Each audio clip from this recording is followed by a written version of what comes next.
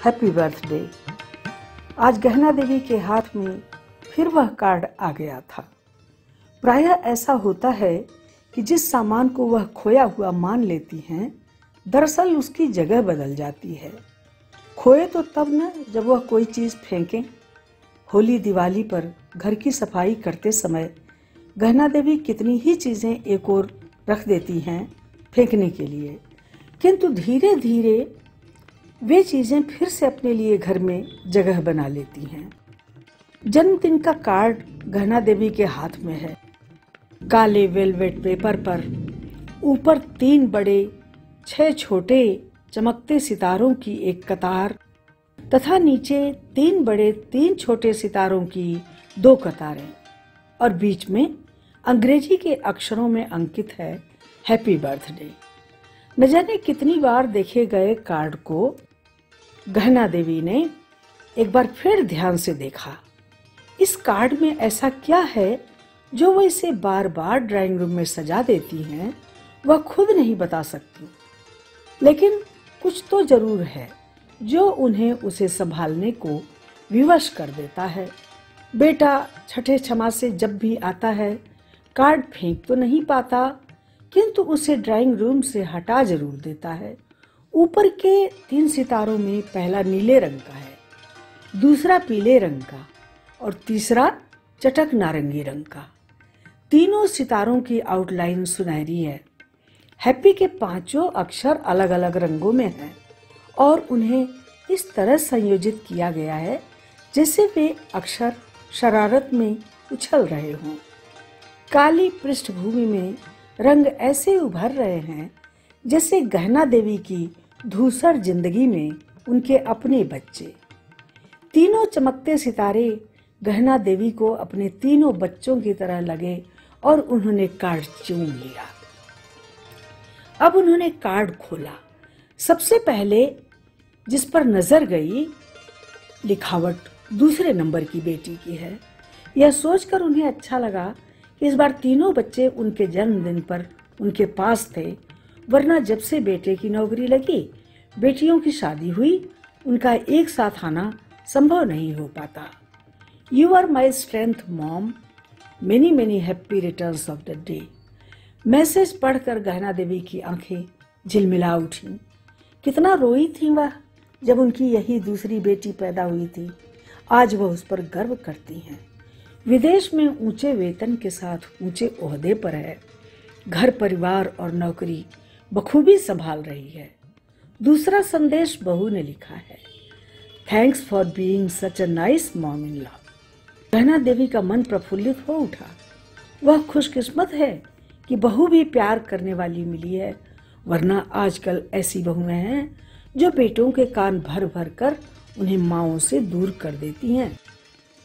शब्दों के सम्मोहन में गहना देवी खो गई और बड़ी देर तक एक एक शब्द को भीतर तक महसूसती रही। शब्द बोलते हैं, यह अनुभूति उन्हें सुख से भर रही थी। अकेले इंसान के जीवन में लिखित शब्द कितना बड़ा सहारा देते हैं, इसे गहना देवी से अधिक कौन समझ सकता है। शब्दों के माध्यम से ही वह उनसे भी संवादरत होती हैं जो अब उनके जीवन में नहीं है या हैं लेकिन उनसे दूर हैं। वर्षों पुराने पत्र उन्होंने इसीलिए सहेज रखे हैं ताकि जब चाहें अपने अतीत से बतिया लें। उनके इस संभालने की आदत से पहले पति परेशान रहते थे और अब बेटा। क्या क्या संभालती रहती हो, वह कई बार झुंझला उठता है। क्यों, तुम्हें अच्छा नहीं लगता जब अपने बचपन की चीजें देखते हो? मैं तो अपने बचपन के बारे में जानने के लिए बहुत लालायित रहती थी, लेकिन घर में एक भी निशानी नहीं मिलती थी। आपने तो हमारा बचपन कुछ ज्यादा ही संभाल रखा है। हमारे रिपोर्ट कार्ड्स भी आपसे फेंके नहीं जाते। ट्रॉफी अपना रंग खो चुकी है, उन्हें भी नहीं फेंक सकती। हमने किसी कागज पर एक झंडा भी बना दिया है तो वह आपके लिए कला का बड़ा भारी नमूना हो गया। गहना देवी बेटे को कैसे समझाएं कि जब वर्तमान का सहारा समाप्त हो जाता है तो इंसान का अतीत ही उसका संबल बनता है। मेरा अपना भरा पूरा अतीत न होता तो आज मैं तिनके की तरह बिखर गई होती। कहाँ सोचा था पति इस तरह अचानक मेरी जिंदगी से निकल जाएंगे, जिसे कभी जुकाम बुखार भी मुश्किल से हुआ हो, झटपट की बीमारी में सब कुछ छोड़कर चल देगा, कोई सोच भी कैसे पाता। बच्चे न होते तो मेरे जीने का क्या सहारा होता। गहना देवी ने अब जन्मदिन के कार्ड पर बड़ी बेटी का मैसेज पढ़ा, mom you are the best. हर बच्चे के लिए उसकी माँ भले ही बेस्ट होती है, लेकिन यह बोध भी कितने सुख से भर देता है। बड़ी बेटी के पास अमेरिका गई थी गहना देवी। सुबह के 6 बजे से रात के 10 बजे तक चकर घिन्नी बनी बेटी की कार्यकुशलता देखकर वह दंग रह जाती। सब आपने ही तो सिखाया है, वह कहती तो गहना देवी निहाल हो जाती। दृश्य बदला। अतीत का एक सुखद टुकड़ा उनकी आंखों के आगे प्रत्यक्ष हो उठा। मम्मी, आप हमारे कमरे में नहीं आएंगी प्लीज। बेटे ने बच्चों के कमरे में जाते हुए मुझे दरवाजे के बाहर ही रोक लिया। बहनों की पैरवी करने आए हो, जरा मैं भी तो देखूं क्या हो रहा है। नहीं, अभी नहीं। दोनों बहनें हड़बड़ा कर कमरे से बाहर आ गईं। आप चलिए ड्राइंग रूम में कुर्सी पर बैठिए। तीनों बच्चे गहना देवी का हाथ पकड़कर ड्राइंग रूम में ले गए। आंखें बंद कीजिए, जब कहें तब खोलिएगा। गहना देवी ने वैसा ही किया। आहट हुई। बच्चों ने उनकी गोद में कुछ रखा है। यह पहली बार था जब उनके जन्मदिन का नोटिस लिया गया था। बच्चों ने उनकी गोद में रंगीन चमकदार पेपर चढ़ा हुआ डिब्बा रख दिया था। अब खोलिए इसे, तीनों ने संवेद स्वर में कहा था। बच्चों का उत्साह, उनकी खुशी देखकर गहना देवी की आंखों में हर्ष के आंसू छलक आए थे। अब उन्होंने एक पैकेट खोला। तुम्हें मालूम है मैं आर्टिफिशियल बाली नहीं पहनती, मेरे कान पक जाते हैं, बेकार पैसा डाल दिया। गहना देवी नकली बाली देखते ही भड़क उठी। बच्चे इस तरह सहम गए जैसे उनसे अपराध हो गया हो। बच्चे कितने प्यार से बाली लाए थे। कम से कम इस समय पैसे की बात नहीं बोलनी चाहिए थी। उनका मन महसूसने लगा। उन्होंने लाड़ पूर्वक बच्चों को निहारा। और क्या है भाई? उनके पूछते ही तीनों की आंखें शैतानी में चमकने लगीं। गहना देवी ने दूसरा पैकेट खोला तो उसमें मैगी देखकर उनकी हंसी छूट गई। मम्मी, अभी बना लूं मैं? मैगी खाने की इच्छा हो रही थी। क्यों? बच्चे मुस्कुराने लगे थे। हैप्पी बर्थडे नानी, यह नाती ने लिखा है। नीचे लिखा है रोहन। उसके जन्म के समय अमेरिका गई थी गहना देवी। बच्चे के नाम को लेकर रोज ही बहुत बहस होती थी।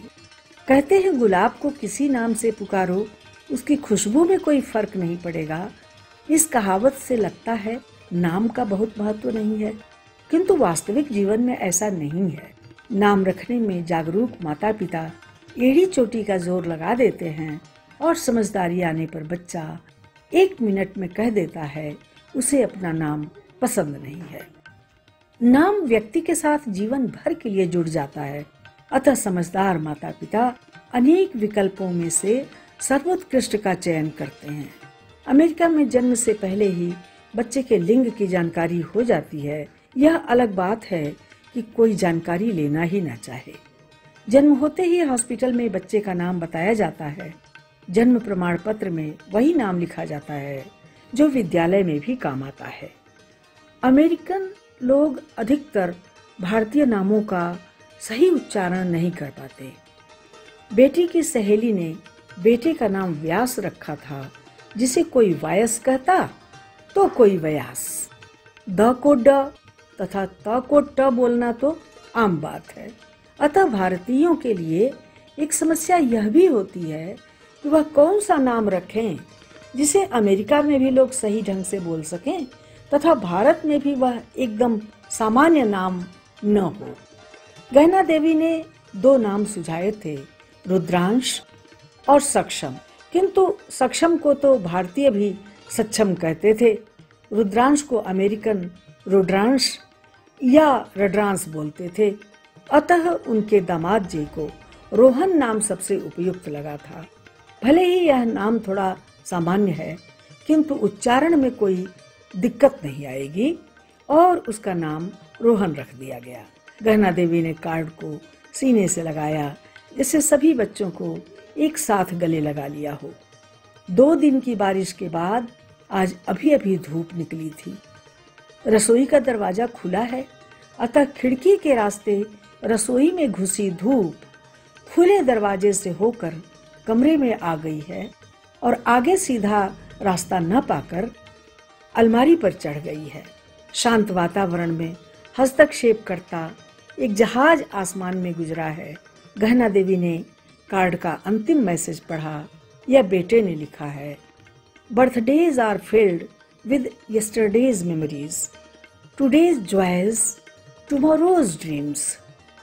गहना देवी के मामले में यह बात 100% सच नहीं है।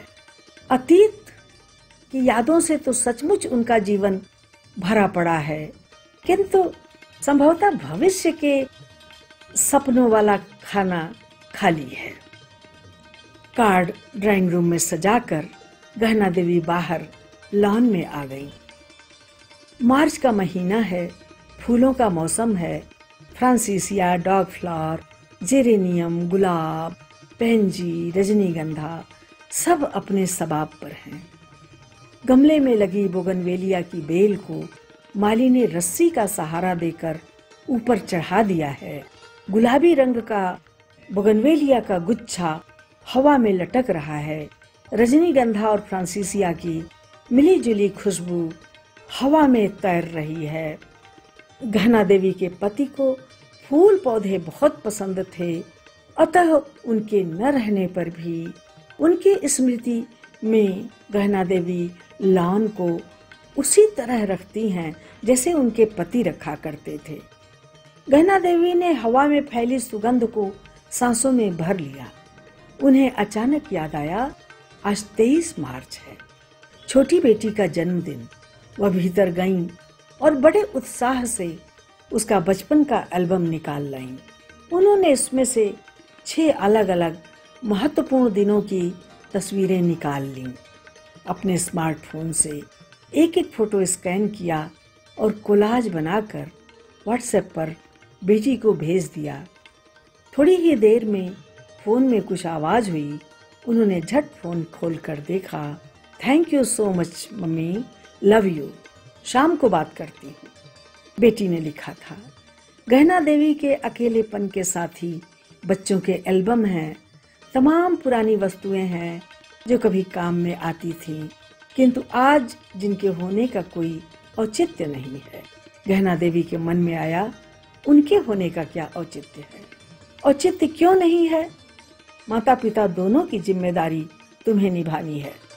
गहना देवी चौंक कर इधर उधर देखने लगी। पति की आवाज कहाँ से आई है?